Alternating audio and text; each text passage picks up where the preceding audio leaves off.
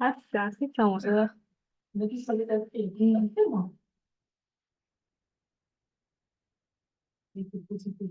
Catherine, j'ai lancé le truc, hein. Tu peux tester si tu veux.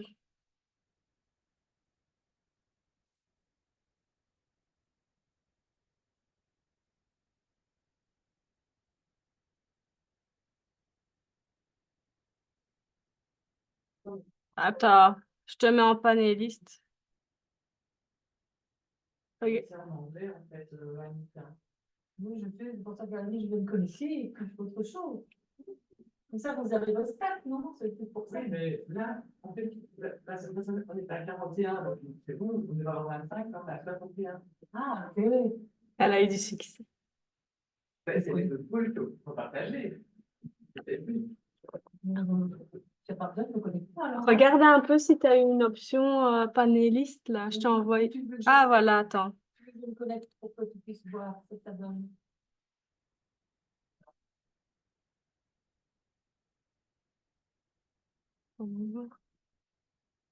Attends. Tu lèves la main là. Ah, voilà. Attends, c'est en train de se mettre à mon avis. Voilà.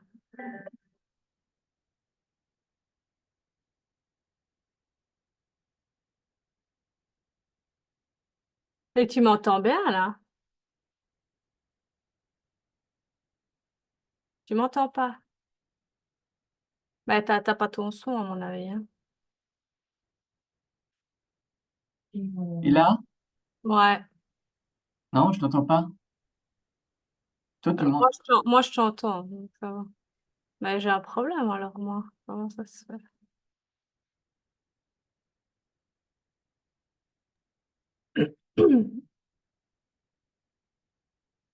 Hmm.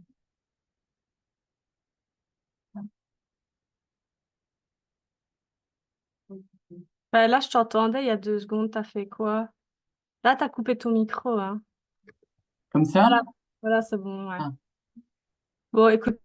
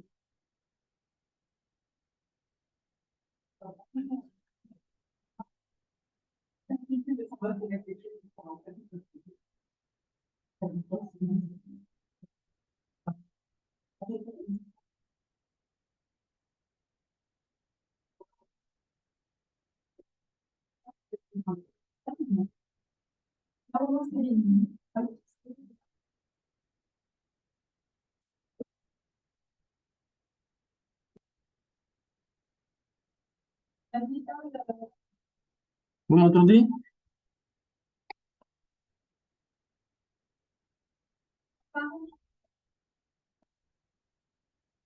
Donc, bah voilà, je vois que Annick et Johan sont connectés.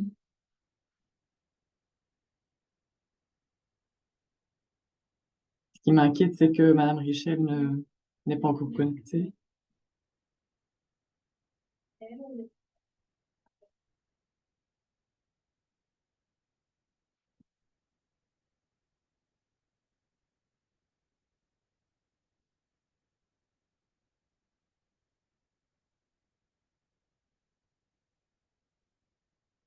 Oui, bonjour Madame Richel, Catherine Malingro, l'appareil. Non, et on ne vous voit pas en tant que... vous êtes- Ah, mais vous êtes connecté avec peut-être l'identifiant de Johan. Vous avez utilisé le dernier, c'est ça? Oui. Madame Richel est connectée avec l'identifiant de Johan. Oui, attendez, je vais vous envoyer vite un autre lien, là. Parce que sinon, on va avoir des problèmes, oui, avec les autres. Ok, attendez, oui.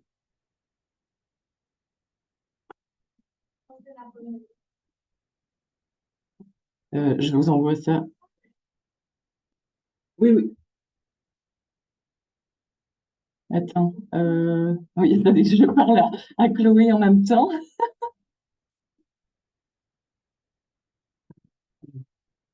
Je vais vous envoyer, parce que normalement, en fait, chaque personne a reçu un lien. Mais c'est vrai normalement, enfin, on a vu ce matin que finalement, ça n'allait pas. Et donc, pour vous, oui, mais pour vous, je l'ai, hein, je vous le renvoie. Parce que si vous vous connectez avec l'identifiant de Yuan aussi, et que les autres pourront parler en votre place, enfin, ça ne va pas. Donc voilà, je viens de vous renvoyer un lien. Oui, voilà. Oui, oui, ça va. À tout de suite. Je vais vous envoyer le lien que j'ai trouvé dans la liste. Donc, elle va se reconnecter avec son identifiant à elle. Parce que si plusieurs personnes sont avec Yuan,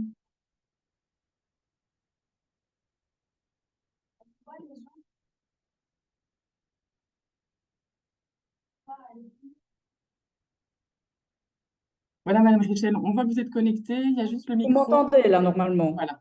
Je pense que ça devrait aller. Voilà, alors je remets la Oui, caméra, si je sais. Ah, on vous ne ne vous pouvez pas entend pas déballer votre encore, mais peut-être vous- que vous avez vous- reçu un mail, enfin, Alors, un vous message m'entendez? au hôte. Vous m'entendez là?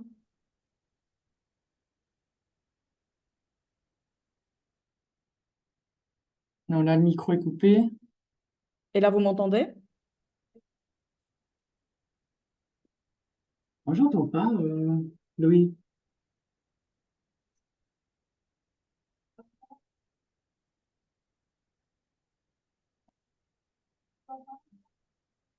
Moi, j'entends pas. Et vos collègues m'entendent?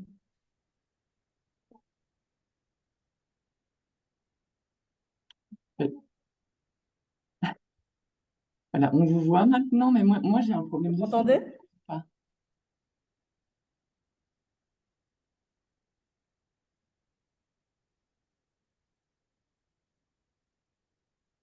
Vous m'entendez toujours pas?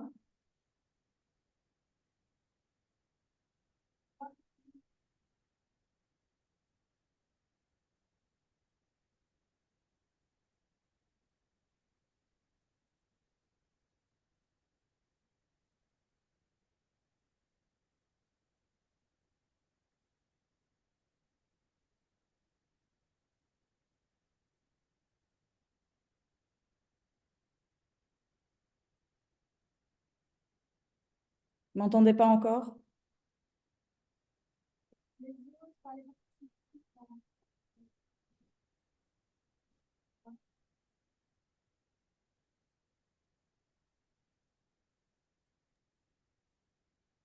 C'est embêtant, ça. Comment ça se fait que toi, tu-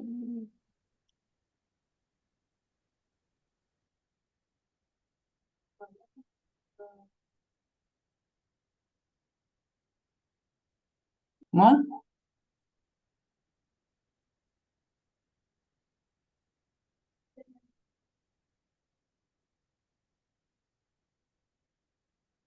Oui?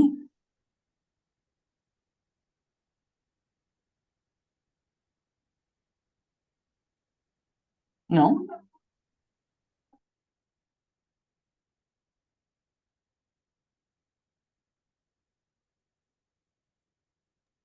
Voilà, désolée, hein, mais on règle ce problème de son. Vous m'entendez, vous? Oui, oui, moi je vous entends. Mais le problème, c'est que c'est pas moi qui vais coordonner le webinaire, donc voilà. Euh, un instant, hein. Mais c'est déjà bien, ça vient pas de mon ordinateur. Oui, oui, c'est pas vous.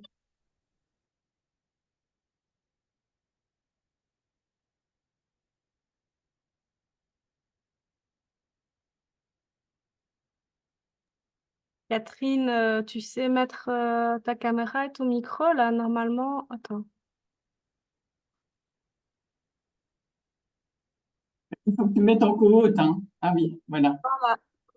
Est-ce que Alors, maintenant vous pouvez retestons. parler, Aurore, s'il vous plaît? Vous m'entendez toujours pas? J'entends pas. Ah.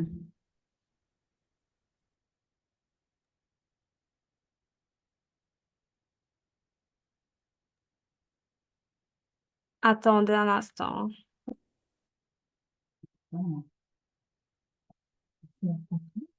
Oui. Ouais, c'est au maximum.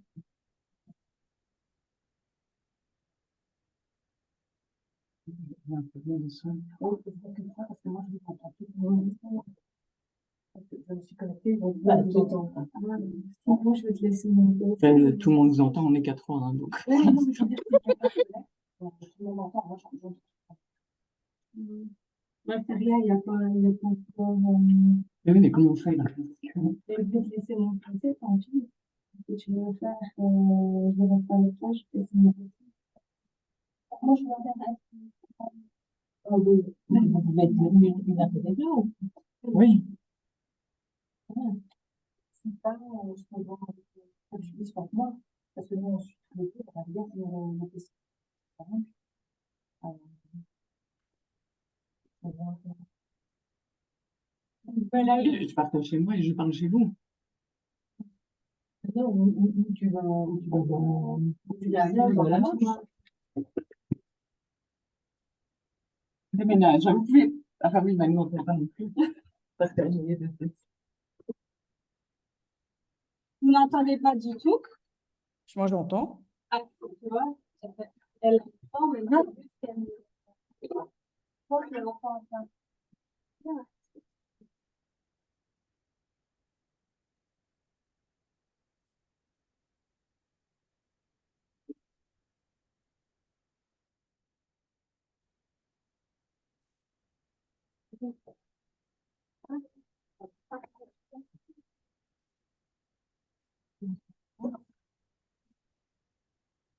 Et tu vas prendre quel PC alors? Tu vas te connecter à ça?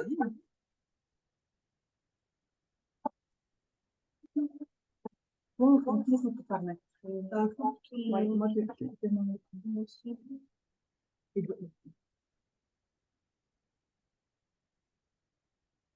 si je coupe mon son, ça va pas aller. Tu dois couper ton son. Ouais, C'est elle qui entend pas. mon son, alors, ouais. Catherine, tu coupes ton son.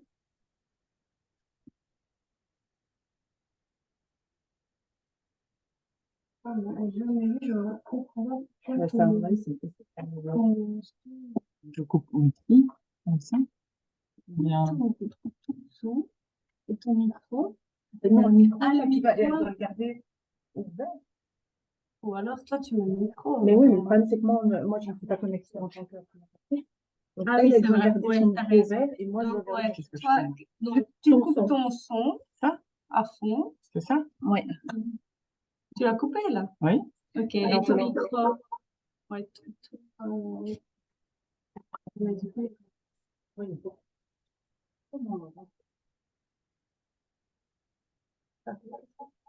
Est-ce que quelqu'un m'entend?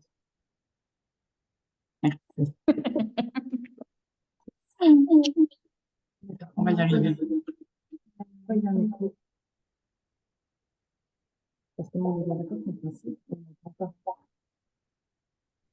Mais parce que t'écoutes ta côte et donc tu.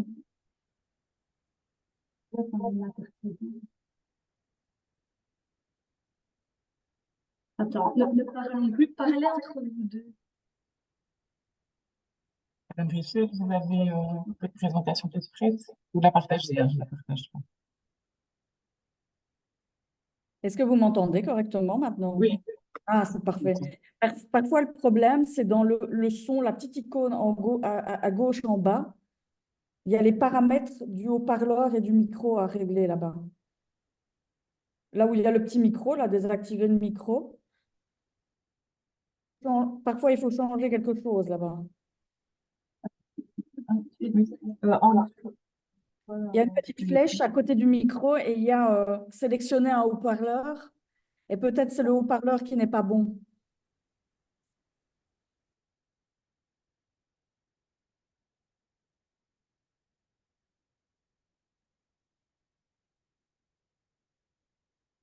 Dans la barre, là-bas.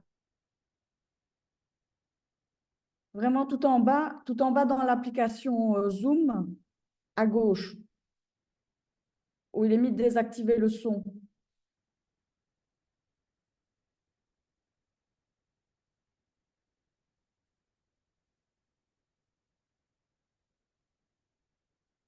Vu que je suis participante dans... Ok.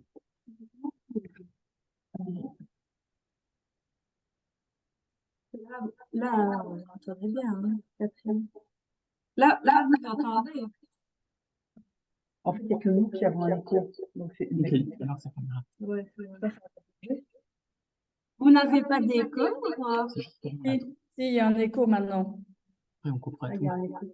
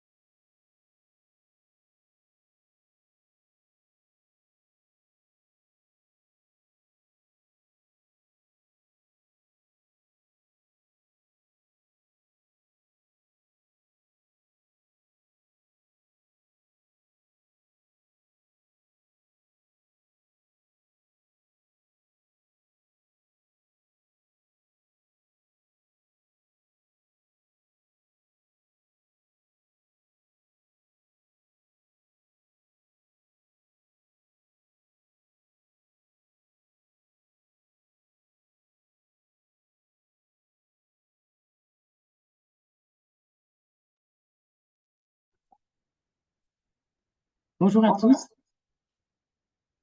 Encore juste quelques instants que tout le monde puisse se connecter.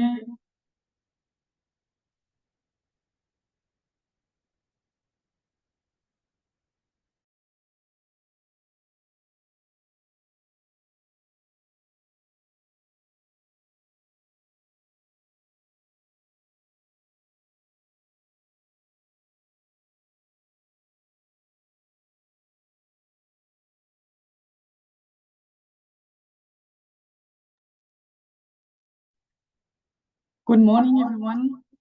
Welcome, and thank you for attending this webinar. I think now we have most of people connected. I'm Catherine Managro, part of the WAGRELINK team. As you know, this training is integrated in the Be Resilient project. You are probably familiar already with the project. However, let me briefly start with a short introduction. The Be Resilient project is a project COSME and has received funding from the EU. You will find here the identity card and more details. The project is to empower food processing and producing food, SMEs, to become more resilient by means of an optimum use of the biomass, building on zero waste and circular concepts. 75% of the total budget benefits to SMEs, and they may receive individually up to 60,000 euros from the lump sum program.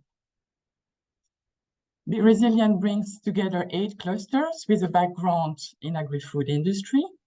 You see them noted here, covering 25 regions. Be Resilient organizes cross-sectorial, cross-border matchmaking business event for SMEs with different innovation actors in the biomass resilience. The project opens opportunities for food processing SMEs supported by a lump sum actions, including 1 innovation, continuity plan lump sum, creating business continuity for their own, and internationalization lump sum to support company development. Regarding this lump sum program, the cutoff 1 is over and cutoff 2 is ongoing. You see here the budget remaining. In this context, we as clusters need to provide support to those SMEs and inspire them with new ideas regarding optimal use of biomass. This is why we have Professor Richel today from the University of Liège, Agrobiotech Jean Blou, to speak about the food byproducts and the opportunities to create new packaging. And I'm sure you are all impatient to hear her. Before that, just let me remind you that your microphones will be muted. Don't hesitate to use the chat to write your question. We'll have a Q&A session at the end. So, Madame Richel, the floor is yours. Thank you very much. I reopen my microphone. I hope you listen correctly, my voice right now. And I will share my screen.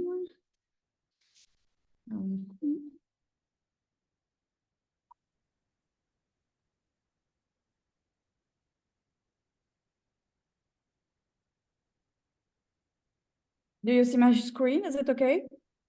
Yes. So good morning, everybody. So it's my pleasure to introduce you in 45 minutes. So it's quite challenging. Everything you have to know about agri-food byproducts and their opportunity to create new packaging suitable for the agri-food sector itself. So it's based on a well-known concept of circular economy. So 45 minutes, it's very, very, very short. So I decided to be as efficient as I can. And I decided to split this conference into 4 different parts. In the first part, I will give you, or I will recall you, the definition of an agri-food byproduct. So I give you the definition, the chemical composition of the food byproduct, but also what are the key properties of those agri-food byproducts. In the second part of this lecture, I will give you some potential fields of application for those food byproducts, and also I will describe you in very few words what are the technologies that need to be implemented to convert food byproduct into an array of application, and with a focus especially on the food packaging. In the third part, I will give you some example of existing initiative of conversion of food byproduct into new packaging suitable for the food sector itself. I've selected 4 different examples, and I must admit that 3 of those examples are from my research group in Belgium. So in the first example, we will discuss the production of a new 100% bio-based polymer suitable for the food packaging, which is not biodegradable, but which was made by food byproducts. In the second example, it's another application, another case. So it's also a 100% bio-based packaging designed from food byproduct, but in this case, it is biodegradable. In the third case, it's also a different example. In this case, we will manufacture an edible packaging, so a packaging we can eat, the consumer can eat. And the last example, it's more recent, more innovative. In fact, we will discuss the production of active and smart packaging, which integrate food byproduct, mostly a small portion of food byproduct. And in the last part, it will be a general discussion of the key factor we need to take into account when we decided to use food byproduct for such specific application related to the design of new packaging. And in this four part, it will be more my recommendation that I will give to you based on my expertise in research at the university. So as I mentioned in this first part, I will discuss with you what is the accurate definition of a food byproduct. And why I decided to start with that is that because sometimes when I attend some meeting, when I attend some conference, or when I read some article, not article from a researcher themselves, but also article from the general audience, I see that there is sometimes a confusion between the concept of co-product and byproduct, and this confusion is sometimes quite usual in French-speaking countries, notably in Belgium or sometimes in France. So a co-product coming from the agri-food sector has a definition in three parts. So it's a global definition I built from you, starting from different articles I've read and different definition I found on the scientific literature. So a co-product coming from the agri-food sector is a material that is intentionally produced alongside the main product during a manufacturing or a processing operation.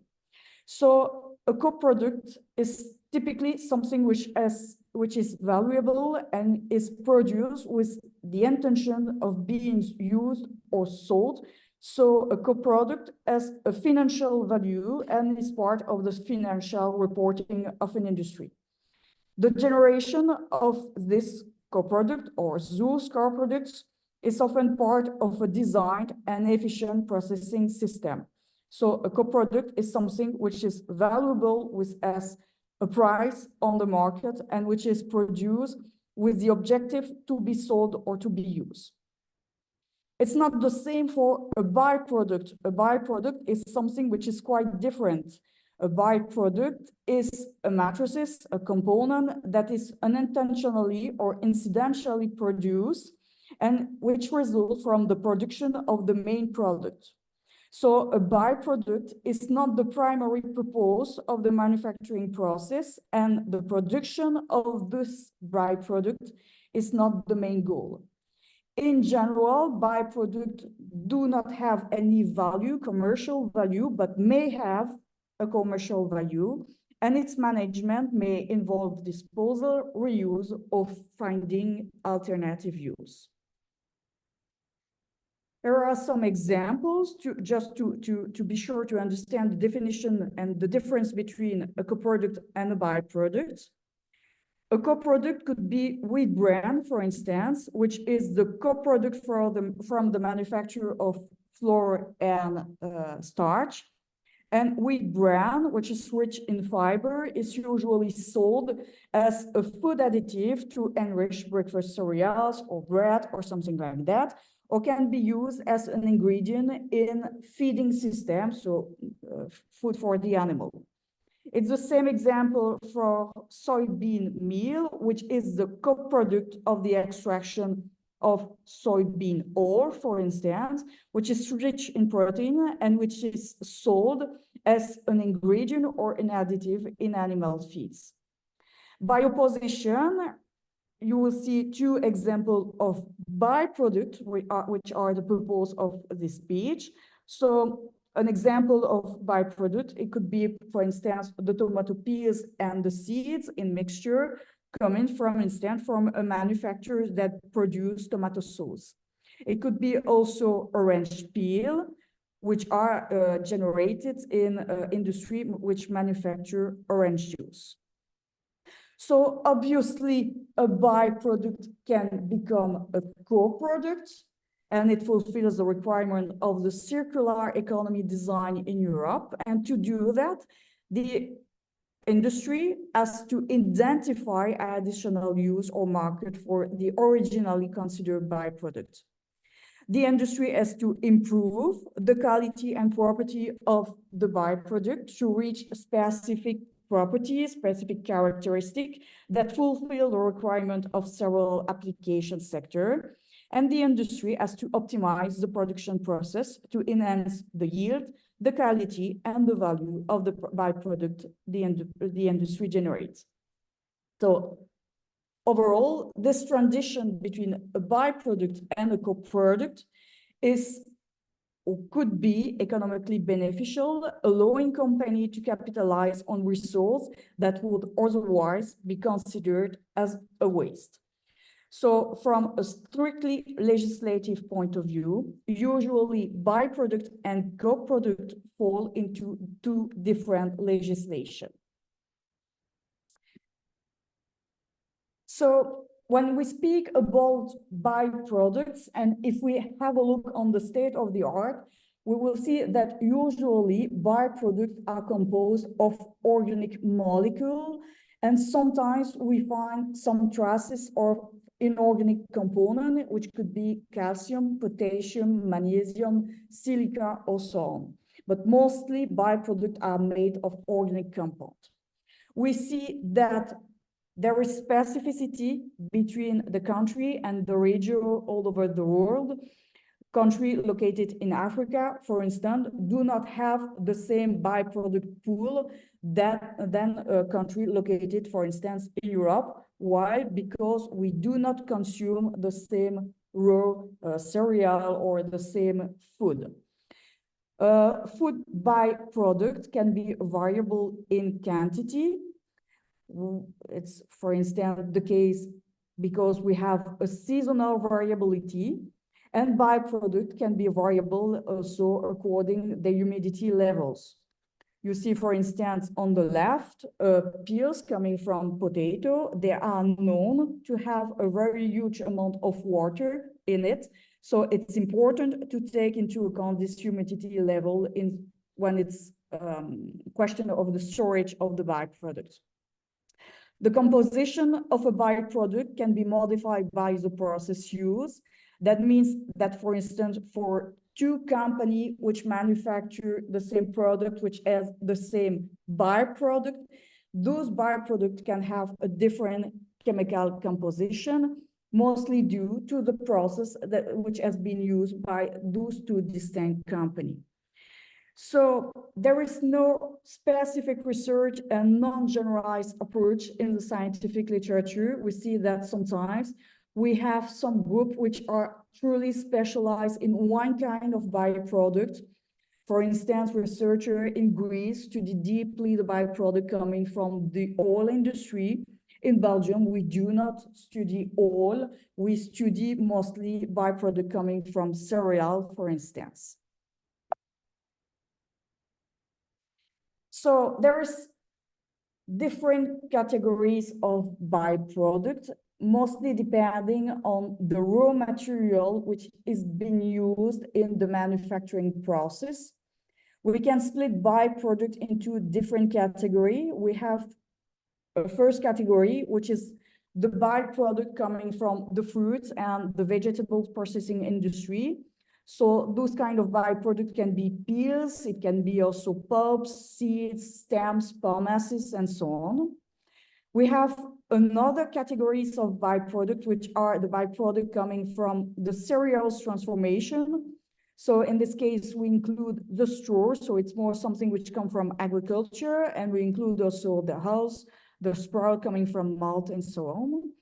We have also another subcategory, which are everything coming from the transformation of pseudo-cereal. It's mostly straw coming from quinoa, the leaves, the hulls, and so on. We have also all the byproduct coming from protein-containing crops. So it could be the hulls themselves, but also the protein isolates and so on. We have also all the byproduct coming from the oil transformation and the oil refinery. So it could be the cake, everything like that. But most of them find usually used in the feed sector. So they are more considered as co-product than byproduct. And we have also another last category of byproduct, which is everything which comes from animals or fish. It could be the bone, it could be the cartilage, it could be the skins, and so on. For legislative purpose, usually this kind of animal-based byproducts are not considered in Europe. They are, however, extensively studied in other countries, notably in Asia. If you want to collaborate with Asia, it's a topic of research which is quite popular in Asia, but it's less considered in Europe. There is thousands and thousands of articles describing the chemical composition of those byproducts in the scientific literature. And you will find also thousands and thousands of articles dealing with the conversion of those byproducts into valuable compounds, including new material and new bioplastics. You will see also another topic which is more and more popular and which is also related to the agri-food sector. It's everything which has not been sold in supermarkets, so it's unsold food items. And you will see also some groups which are nowadays considering the conversion of meal leftover coming from universities, collectivities, industry, and so on, which are also starting material valuable for the manufacture of food packaging systems.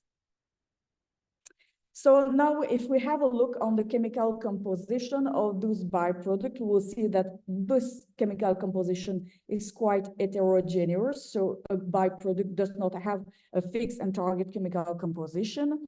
We will see that mostly all the byproducts we have available in Europe contain water, which is an important parameter to take into account for logistic consideration.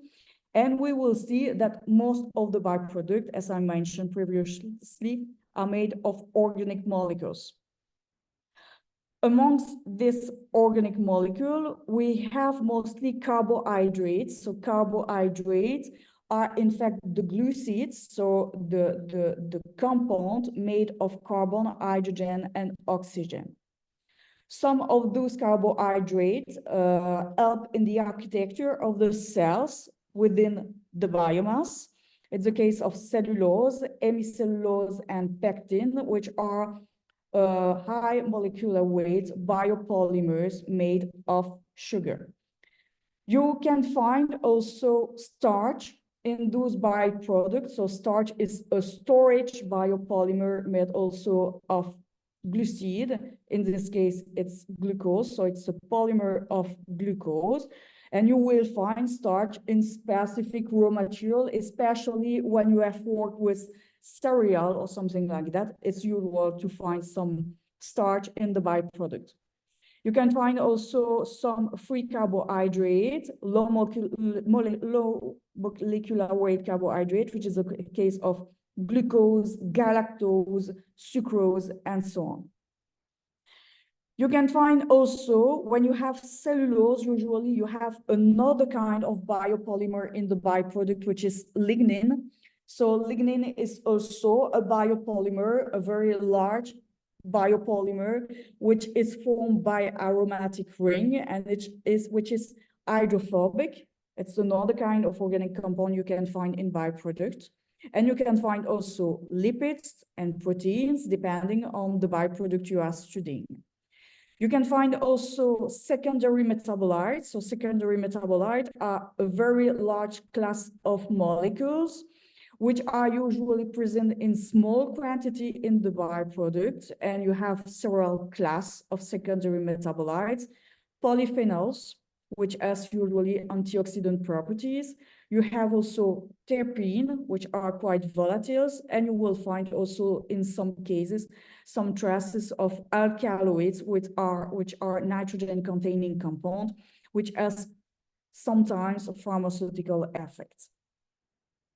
And you see here on the slide the chemical composition of 3 different byproducts. You have on the left the wheat straw. On the right, on the top, you have the peach kernel. And here below, you have a mixture of peel and seed coming from tomato.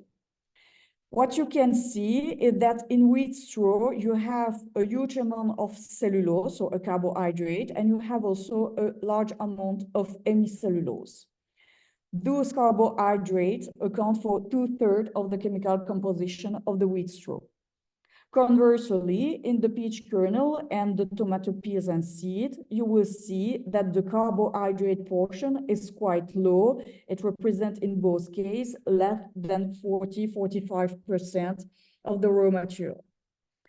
Here in the peach kernel, you see in red a huge amount of lignin. And this amount of lignin is quite low in wheat straw, for instance. Here in tomato peels and seed, you see in orange, more than 25% of the chemical composition is made of secondary metabolites, which illustrate that from one byproduct to another one, you have a significant variation in the chemical composition, and that the molecule you have in our hand, if you want to valorize those byproducts, are clearly different. They are not of the same category. Wheat straw is rich in carbohydrate, peach kernel is more rich in lignin, and the tomato peels and seed is quite rich in secondary metabolites. So the chemical composition of those byproducts is a prerequisite to understand what will be the most suitable targeted application we have to think about for the valorization of a specific byproduct. It will have also an influence of the process or the combination of processes we have to develop to reach the final application. And it will have also an impact on the logistic parameter. We have discussed about water, but it's the case also for secondary metabolite. For instance, secondary metabolite or some of the molecules from this class are sometimes sensitive to sensible to light.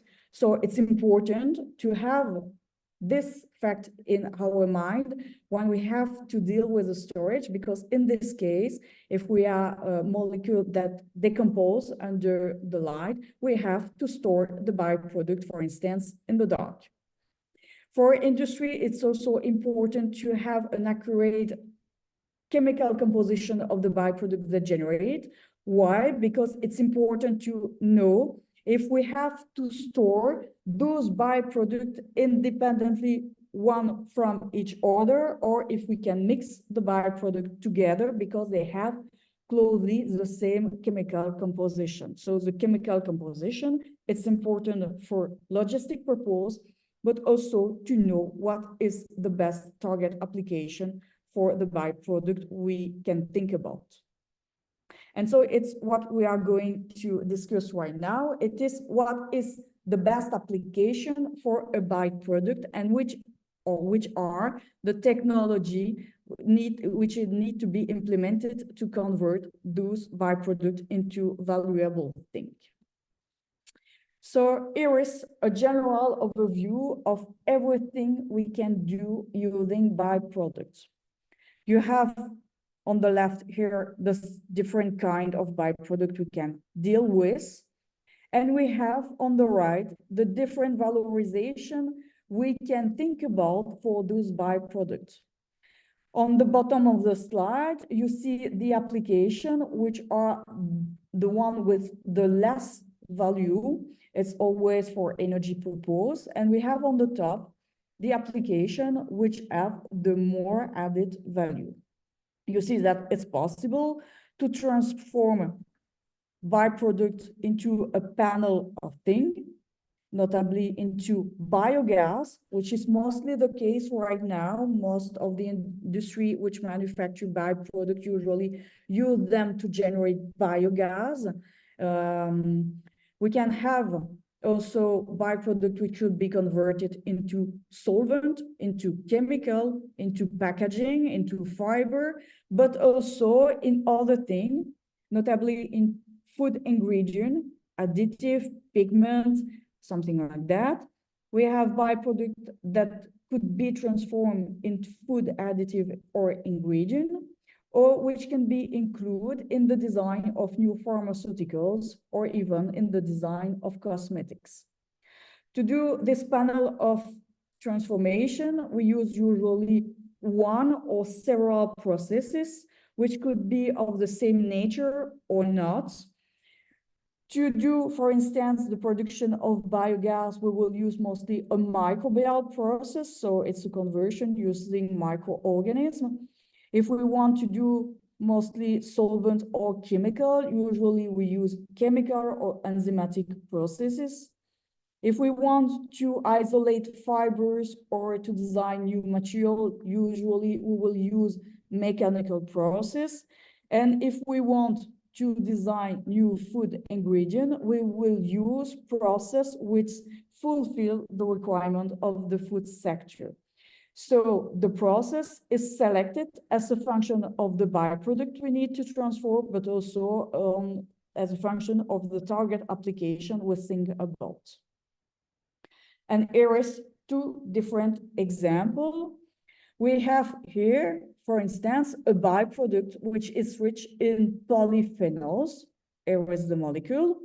And we think about converting this byproduct as a source or a batch of polyphenol which is suitable for the cosmetics.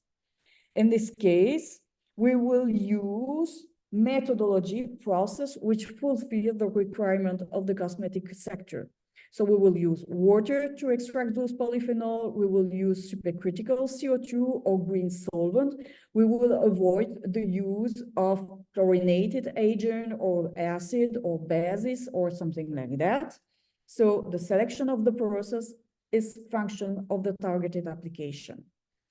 In some case, we will need to purify the sample and the polyphenol mixture we obtain just to fulfill the requirement of the cosmetic sector.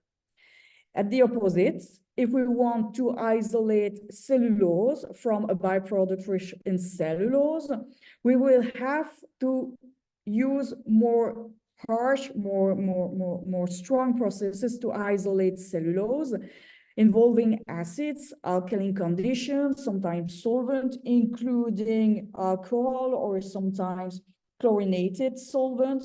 We have to use high pressure and high temperature. The purification is not mandatory, but because we have used a mixture of chemical solvent, chemical reagent, and so on, the packaging we will design is not suitable for specific application because we have used a process which involved chemical reagent. So we have think about in our lab about a predictive tool just to avoid the essay error trial approach, which is not suitable. We think about combining data mining, artificial intelligence, and experimental work, just to know if it was possible to predict which is the best application, the best valorization pathway from the byproduct we have in our hand coming from the agri-food sector. And we have obtained a kind of model which seems to be at this stage quite efficient. And this model is highlighted here on the left. So what we do is we determine the chemical composition of the byproduct, and we plot this chemical composition on this graph. So it's a three-dimensional graph. We have here the carbohydrate composition, here the lignin composition, and in the bottom, we have the composition in secondary metabolites, lipids, and or proteins. So everything which is not carbohydrate in lignin. And what we found is that it was possible to split the byproduct into three different categories.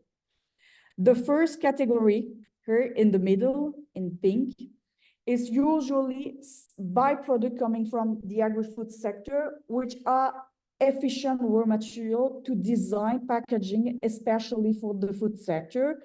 It could be also raw material suitable for the production of fiber.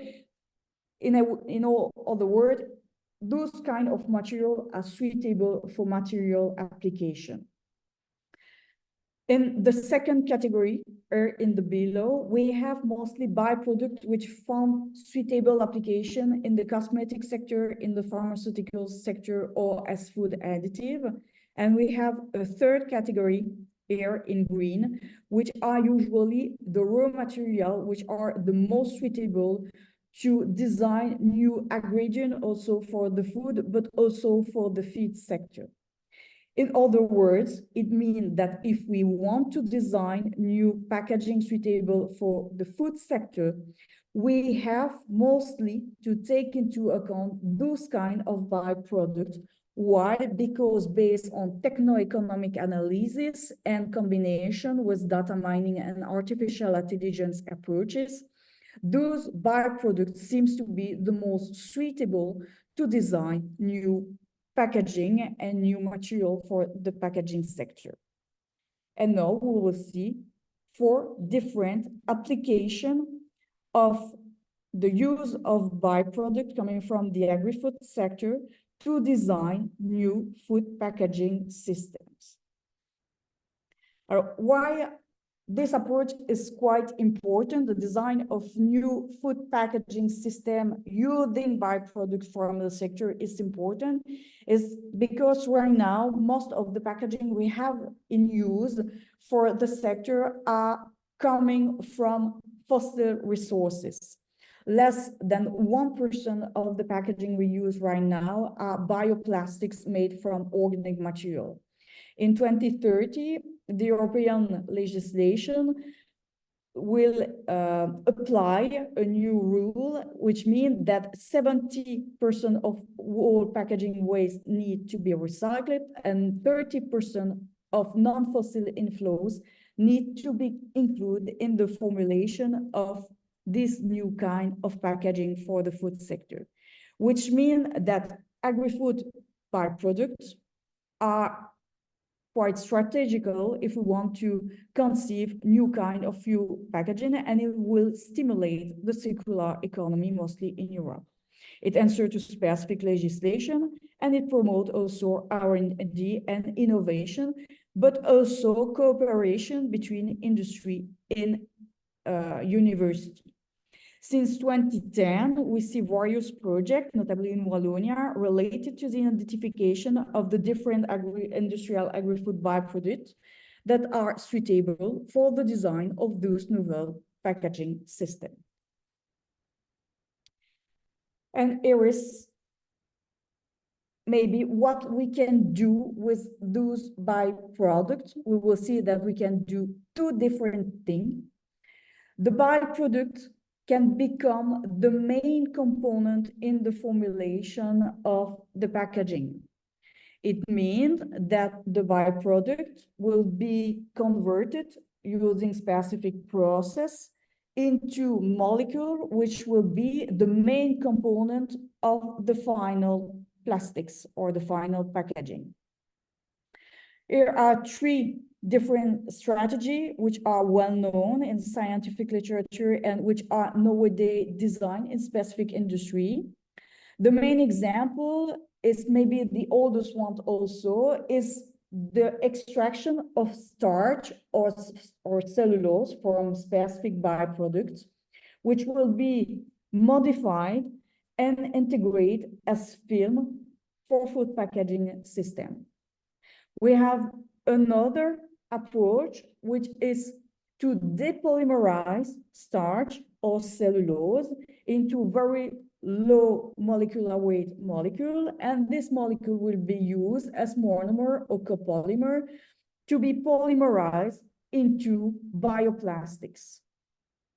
A third option is to use the byproduct as a source of ingredient of organic material that will stimulate the production of bioplastics by microorganisms.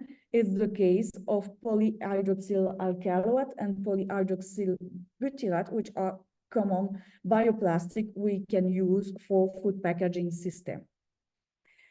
We can use also byproduct or the molecule contained into byproduct as minor component in the formulation of the final packaging systems.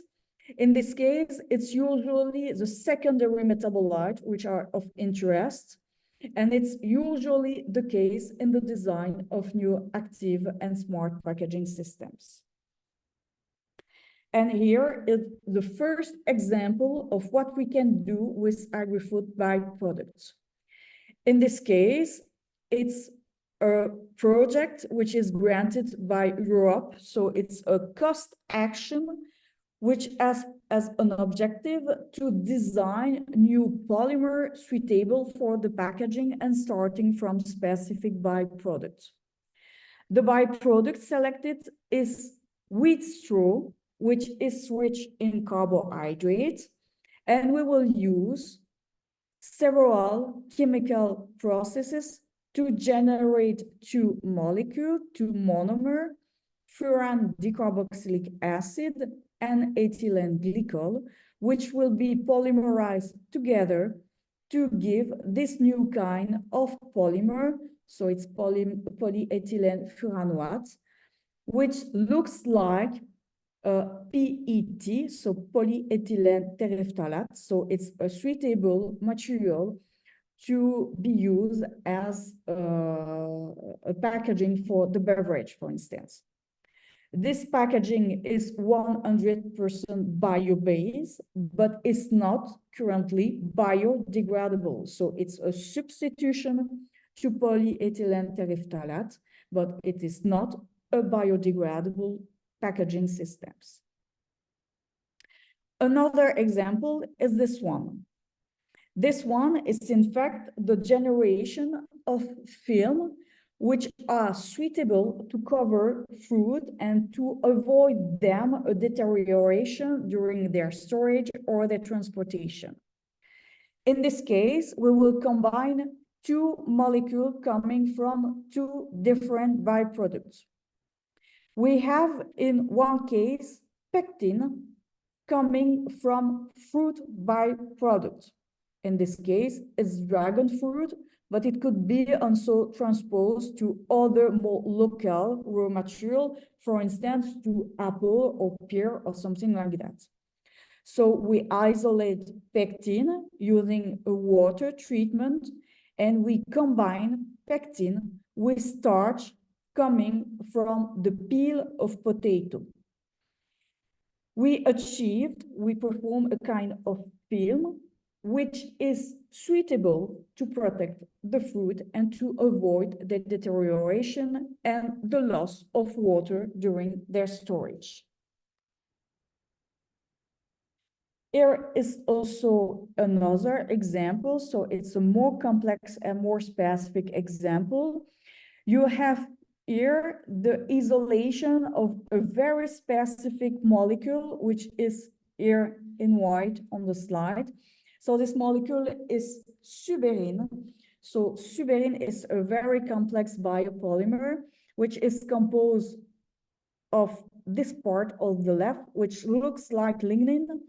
And on this part, you have grafted very long chain, which looks like lipids. So it's a very complex molecule, which is found only in very specific byproducts, mostly in potato peel in Europe, but in other countries, in Africa or in South America, you find the same molecule in cassava peels. So this molecule has the properties to make film when the molecule is isolated from the byproduct. And it's what we have done in our lab. We have isolated this molecule, we have dried this molecule, we have dissolved this molecule in ethanol, and we have sprayed this molecule directly over very sensitive fruit, blueberry, tomato, but it's also available for strawberry, for instance.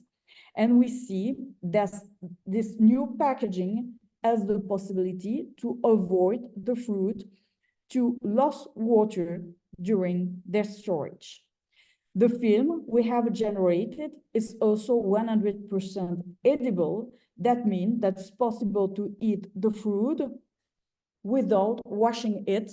So even if we have residue of this suberin on the peel, it's not a problem, it's completely edible. So the last example is the production of active and smart packaging, which are more recent in the scientific literature. So as you remember, an active packaging is in fact a packaging which is designed to interact actively with the food or the environment around the food to enhance or maintain the quality, the safety, and or the shelf life of the product we have generated.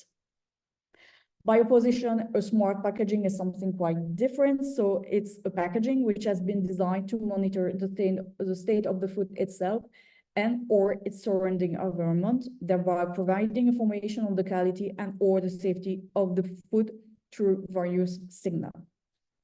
And here are some examples of active packaging. So those both examples are of active packaging. So it's very recent work. You see they have been published in 2022. So the active packaging is more recent in the state of the art. And you have here the use of secondary metabolite and more especially of polyphenol, which has been extracted from food byproduct. They have been put into the form of nanoparticle, which has been integrated in conventional packaging. So it's, if I remember, it's polyethylene. And you will see that this food packaging release during the time. And when you have a release of this molecule, it can trap the radical which are generated during the storage of the meat. Another example on the right, here in this case, we have isolate lysine, which is an amino acid, and we have polymerized lysine here.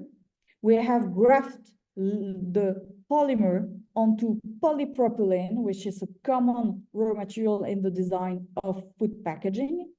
And you will see that the final product has very long chain, which has positive charge. Those positive charge has the possibility to link irreversibly bacteria which are with negative charge, is the case, for instance, of Escherichia coli, which means that it's possible to trap using the packaging some specific bacteria within the packaging itself. We have here a last example, which is the design of a smart packaging. So in this case, we have a conventional packaging, and we have on the top a dispersion, a patch with specific molecules, which are also secondary metabolite. We see that some of those molecules have the specificity to change their color as a function of their pH, of the acidity of the medium.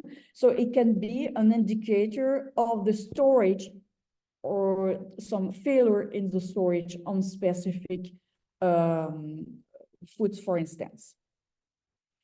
So the last part, which will be shorter than the other one, is maybe my recommendation about those byproducts and their valorization.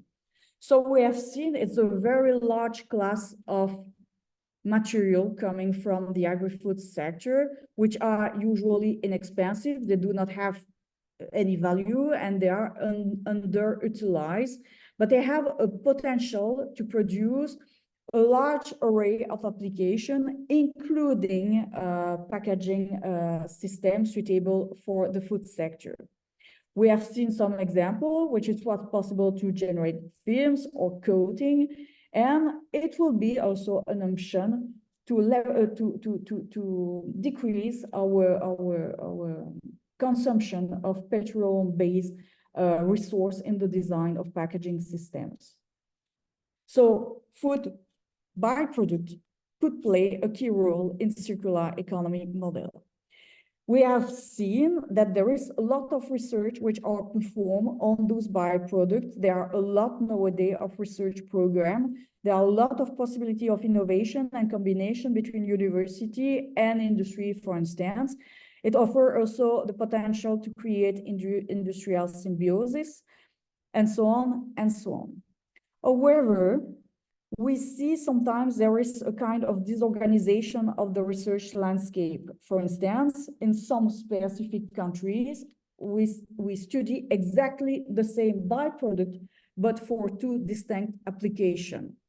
It's the case, for instance, of the residue coming from the brewery sector, which is quite extensively studied either in Belgium, in Wallonia, in Flanders, but also in the Netherlands, in Germany, in France, and so on. So we are all doing the same thing. So it's quite sometimes disorganized. Most of the initiative we see right now as a very low TRL, which is sometimes a problem. And it means that sometimes it's quite difficult to have a competition with existing packaging systems. We see also that there is a very, very large amount of articles, review, patents, conference that are given each year. Each week, for instance, we have more than 100 articles which are published on the subject of the byproduct coming from the agri-food sector, which means that nowadays the research is quite strange. We see that it's more a transposition of what has been done before rather than a disruptive result. For instance, we see that some researcher or some group use something which has been published in the scientific literature on a specific byproduct and transpose the model, the process, the application to another byproduct. So the innovation is quite low. It's more a transposition than creating something new. And nowadays, the valorization of food byproduct is based on empiricism rather than predictiveness. And my personal recommendation is to try to include as much as possible the artificial intelligence tool. So what is maybe my last recommendation also is to be aware of the quantity of food byproduct we have in all the region all over Europe. So in some country or in some region, those kind of database exist. Some of them are partial, some of them are sometimes incomplete. So it's mostly the first thing we have to do. It's a kind of inventory of the byproduct we have in each region. We have also to increase the public awareness and to offer, for instance, it's a recommendation of specific researcher, a clear labeling. If we speak about, for instance, new packaging coming from food byproduct, it could be interesting to have a specific label on the product, which means I've been made using a food byproduct.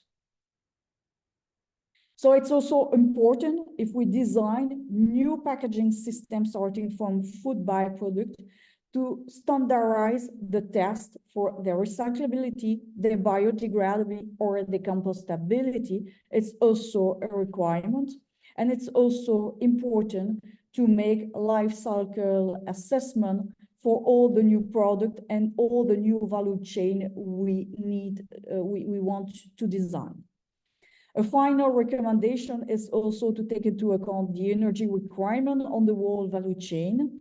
When we have a byproduct, when we have to isolate a molecule, when we have to purify the molecule, and when we have to reintegrate this molecule into new food packaging, for instance, it costs a lot of energy. So it has a repercussion not only on the environment, but also on the overall cost of the initiative. So it's personally what I suggest is to make an energy balance on the whole value chain. It's something important, which is quite missing right now in the initiative or research we see right now leading in Europe.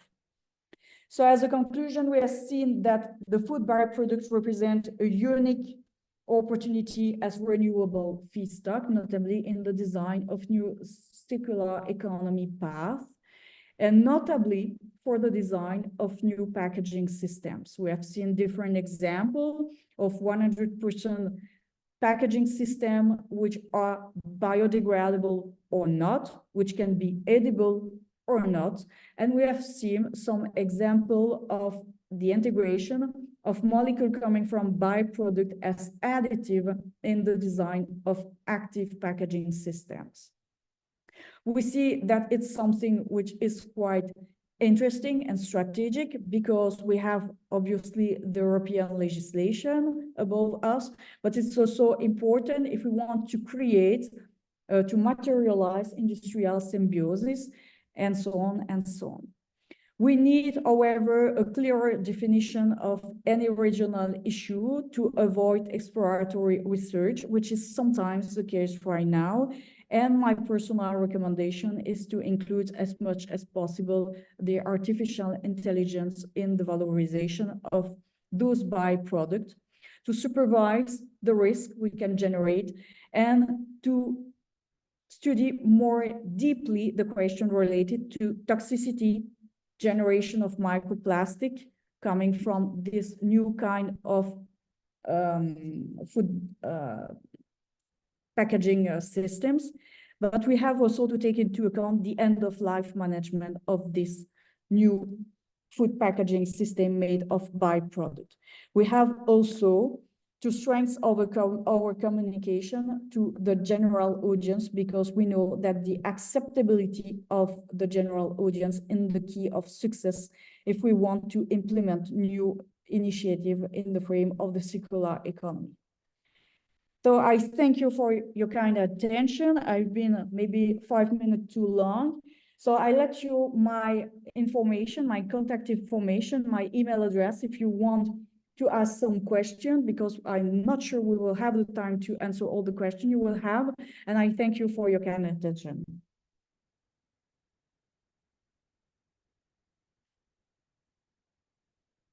On ne vous entend pas.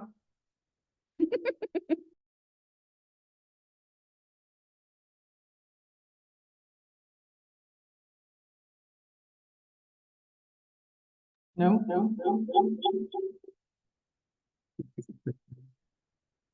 Okay, like that, it's okay. Can you hear me? Yes. Okay, thank you. Thank you very much, Professor Richel. It was very interesting. And for the others, I hope you have learned a lot and that you have new inspiration now. We have seen that based on the new regulation, it's time to move on. We have seen a lot of possibilities for the future, of course. Now, let's go to the chat for the Q&A session. I see one question. It's quite long with a bit of context, so I will read it. We are working on a project for the valorization of byproducts, mainly as food additive ingredients. 4 industrial byproducts are considered: apple pomace, wheat bran, spent grains, and canola cake. Our main focus at this stage is to valorize the protein and or carbohydrate fractions as food ingredients, cellulose, hemicellulose, pectin.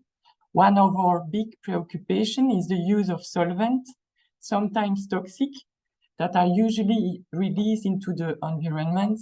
Would you have any recommendations regarding the uses of green solvents or other technologies favoring dry extraction of each fraction? So there is a list of solvents which are suitable for an application in the food sector, which is the case here because the final application is related to the food sector. So there is a list published by Europe of all the solvents which are suitable for such an extraction. I must admit that in some of them we have maybe some criticism. So it's not a good point. If you want to use a food byproduct or a molecule as a food ingredient, saying that you have extract them using solvent, organic solvent, is something usually that is not acceptable for the general audience. So it's a major problem. We have tried dry extraction, but sometimes it depends on the purity of the final product you have to obtain.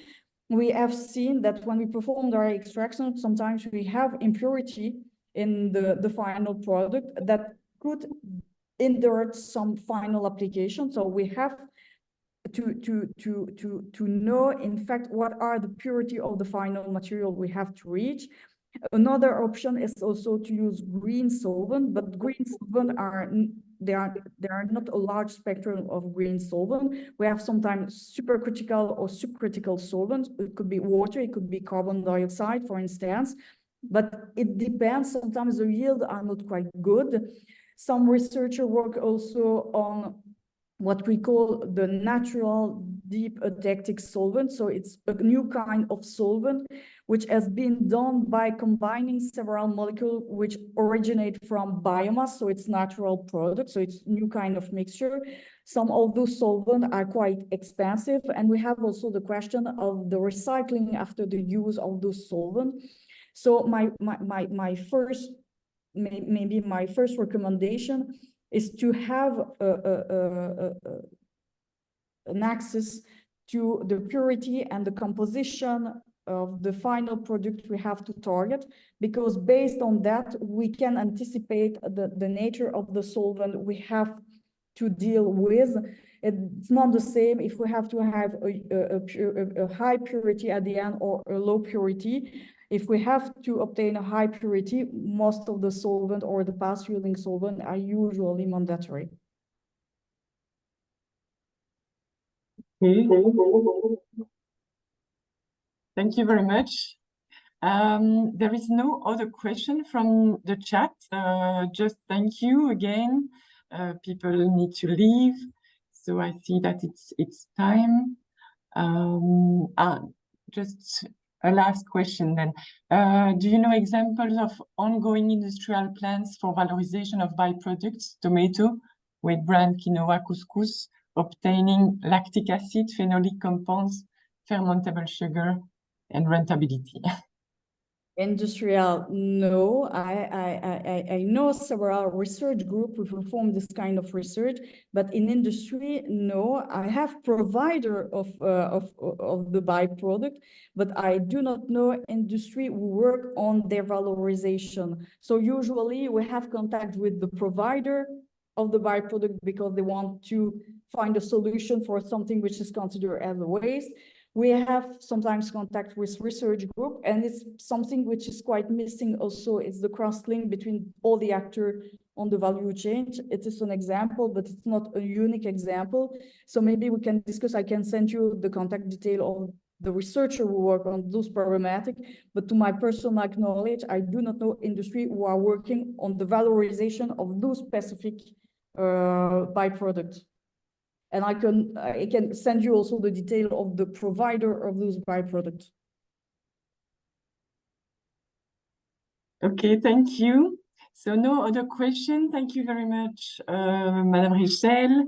And if you have other questions, don't hesitate to contact us, Wagralim, or your cluster, or Richel. You have now the contact from the last slide, but don't hesitate if you have not taken notes. We'll share it. Thank you, and enjoy the lunch.